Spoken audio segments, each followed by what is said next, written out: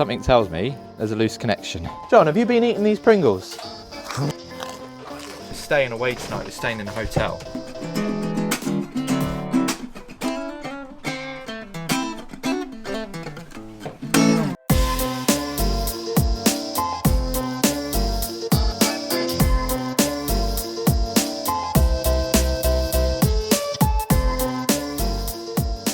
Good morning, we're back to finish up. We've still got today and tomorrow. So today's objective is to sort of wrap up some of the bits that we started yesterday. So we've got the feed out to the garage. I want to prioritise that, getting that armoured cable through. And then I'm thinking we'll just focus on one room at a time and get it wrapped up. It's like this room, there's a fault in this room. I've started trying to find it with the connector blocks above the extractor fan. And there's a short on the light switch going across to there. So I think it's just where the screws are screwed through. What we'll have to do is probably chase that out, rerun in new cables and rejoin the cables with the maintenance-free junction box. Focus on this room, move into the next one, and then tomorrow I'm hoping just to have a few bits of testing and filling and snaggy bits rather than a full day of actual graft, if we can help it.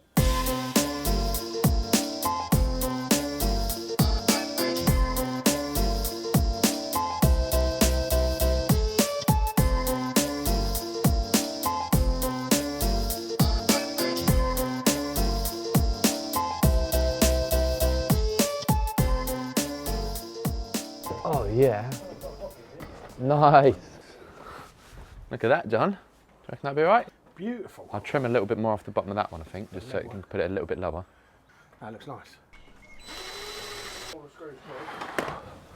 Using a real man's torch.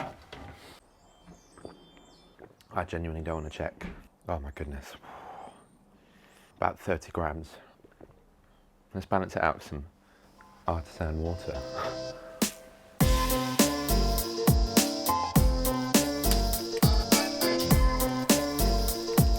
Inspect. Not even a nick.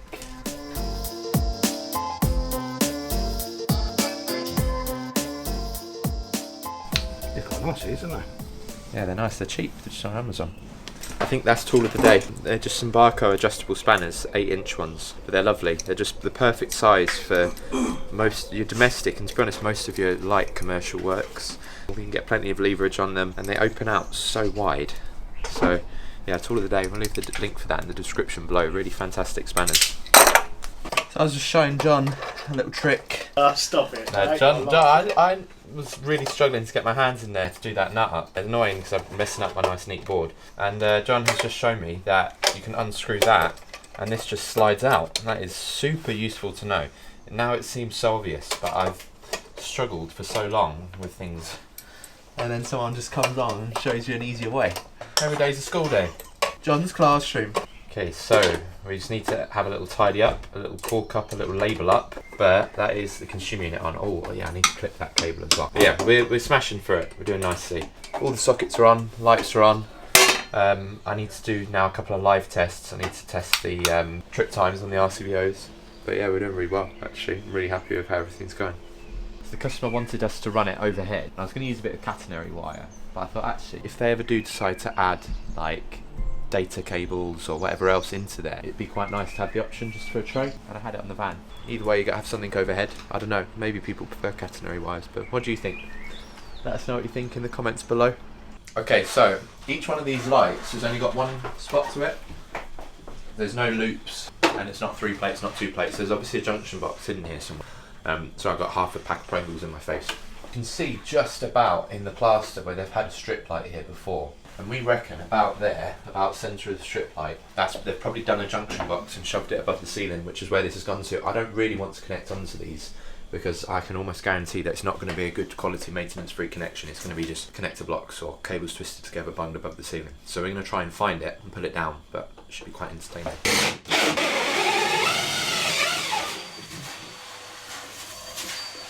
It's not there, can I put your hand up there? I don't think you can I'm find going it. to get my camera up there.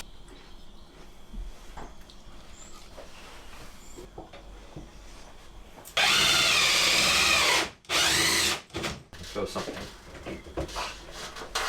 I can feel the chock box, it's literally just there. I might just drill another one there. We've kind of drilled a load of holes anyway. Yeah, Johnny, let's drill another one just there. I've got my hand on the chock box, there's just no slack.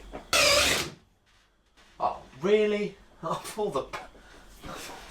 You put your hand on that other one. Don't have a bit left, no it is, sorry. There you go. Yeah, look, one of them cables just fell out right straight away. Just trying to suss out what one, that seems to be wiggling, that one, goes where. And I want to rewire as much of it as I can. Swiss cheese, anybody?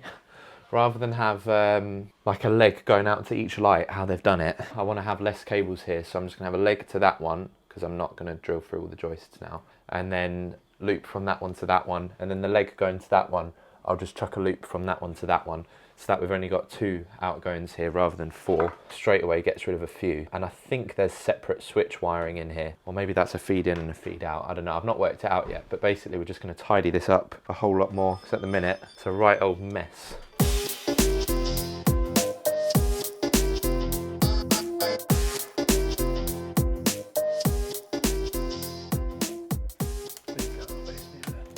Well, even more interesting, let's just touch that. There we go. Between that screw and earth, I'm getting a short, and between that cable and earth, I'm getting, and the screw, and that one's clear. Yeah, so they've hit that. So let's try the other cables as well. I reckon they've messed up this one as well, because they've got it in the connector block. I love Fluke, honestly. I would go back to using Fluke. It's what I've trained on, it's what I'm used to. This is my own personal tester, this Fluke one, but I'm giving it to Johnny for a good price.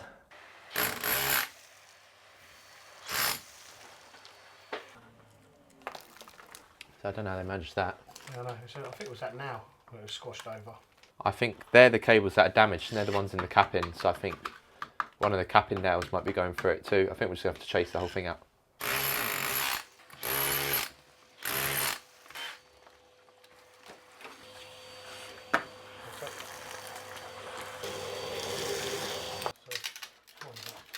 So we found the fault. You can see there where the cap-in nail or something in the past has gone straight through, and you can see it there. It's gone straight through the cable. And what's mad is it's actually done it in a few places. It's not just one place. They've just really... Did you give them the beer fridge when they installed this? They didn't have any beer. Maybe they did their drinking at home. But either way, I'm pretty sure they were on the source that day. Because yeah, they've hit the cables more times than they've hit the cap in. We've removed this now, so we're just going to rewire it. Thought rather than repair the sections, because there's going to be so many repairs, we might as well just chop out a bit of the ceiling there, joint them all, put a maintenance-free connection back up there, and actually just do it nicely and properly. But that just shows that's why you have to do installation resistance tests, because the RCD wasn't tripping. But just because the RCD is not tripping, it doesn't mean that you've got perfect wiring. Someone else find it super unnerving when you're working in the lightning, like. There's thunder and lightning outside. I've got my hands on cables and I'm always like, what if lightning strikes the building at the exact moment that I'm holding the cables? Has anyone got any experiences of that? Any zapped ex-electricians that have an experience they want to tell me about? Because I'm all ears. Oh, I'm all eyes because I want to read it.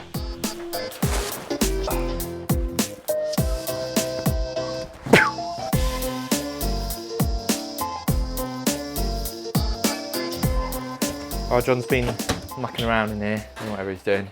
I've just been setting up the next job, so I've just put all the dust sheets out upstairs, been cleaning up, moving tools. I've taken down all the spotlights upstairs that need replacing, and just taken off a socket in the loft, because the plan is they want an extra socket added by their bed. They've got a loft socket in a pretty stupid place, really. I think it was probably for an aerial booster or something, but they don't want it there anymore. So I thought, why don't we kill 2 birds with 1 stone, rather than spur off of a spur, move that socket, which is a spur, pull the leg back and out. Loft's all boarded out as well with chipboard, but I've found the other end of it. We're going to pull that feed back, move it along, chase down the wall from the ceiling, and bosh a socket on. And yeah, I've been working with him too long now. Bosh.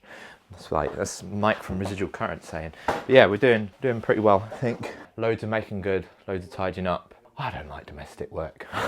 If I'm being honest. Chuck me in a factory or a big warehouse or something any day, happily. But domestic work, it's so much mess and dust and cleaning up and furniture, and we've got a lovely customer, so I really shouldn't complain. But as far as domestic work goes, it's all right. I'm just not a fan of it anyway. Got to crack on.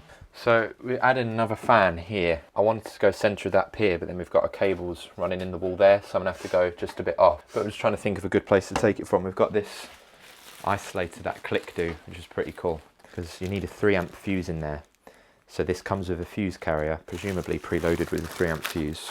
Yeah, 3 amp. So it's got a 3 amp fuse and the isolator. So that means we can literally come off a socket or anything really, spur it off of anywhere, but I just need to find a sensible place to put it. I think cutting into there is just too, it's too much risk. Right, well maybe then I'll just take some of these tiles off, put it there, drill out, and then cable straight up. We're just fitting the oven back, but it's a bit tight on the gas pipe and all the stuff behind there. I'm not sure, I'm just going to get some longer screws because it's a little bit threaded, the actual wood where it's been in and out a few times. So I'm just going to get some longer screws and buzz them in and see if that pulls it tight. If not, we might have to just rearrange some bits back there. But yeah, it's going okay. We've moved the socket into that cupboard now because basically there's no isolator for that socket. That's just part of the ring, which this is on. So I didn't really want to leave it behind there inaccessible. So what I've done is I've moved it into the next cupboard. So if you want to take this oven out or isolate it, you can just switch the switches off and unplug it, and then that will kill it. Then we've got to do the extractor fan, and then that's this room done. It's really annoying.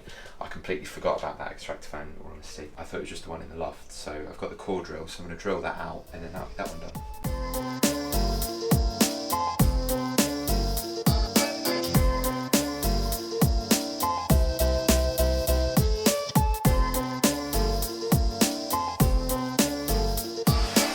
Oh, sorry, is that camera getting heavy? Yeah. Oh, poor thing.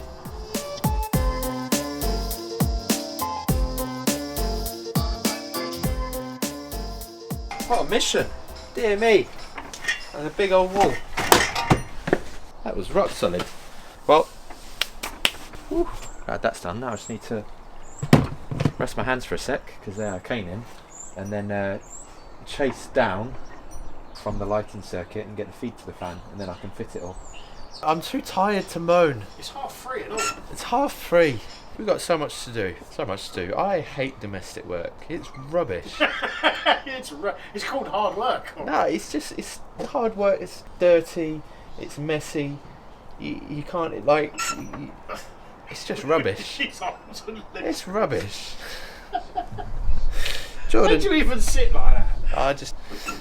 Jordan, you just got to start taking on some proper work. Commercial. Yeah, some commercial, industrial. A few clicks. Right, let's get this done, Jordan. Stop getting your finger out. Let's get some work done. I don't know how I'm going to find it. I wonder if you can see it poking up. Look. Oh, it looks like they've had mice over there. 2.5 here. I'm giving him a little yankaroony. Yeah, that's the one. I think I see it moving. I'm in my happy place. I can barely breathe. It's about 920 degrees. There's more spiders than a bush tucker trial. I don't even know where to begin. I've got more gypsum in my underwear than a flipping brick mill. I'm not feeling good. I hate domestic work. Let's see if we can make a beat out of it. I hate domestic work. I'm so glad I'm in such good shape. It makes this work so much easier. Where's the coffin box? Where are you? I'm buried. Hello fellas and fellasses. Basically, welcome to the Loft Club, where I'm here with our resident Artisan monkey. We are tired, we are itchy, we are hungry, we've still got rum in our system, and we just want to go home. If you want the glamorous, clean work, then go watch one of Jordan's videos. Right, we need to do that room, and then we need to finish the kitchen fan, and then we're going home. Because otherwise tomorrow we're going to have 3 rooms to do, and I just want to keep the kitchen tidy. Now we tidy the kitchen, we're done.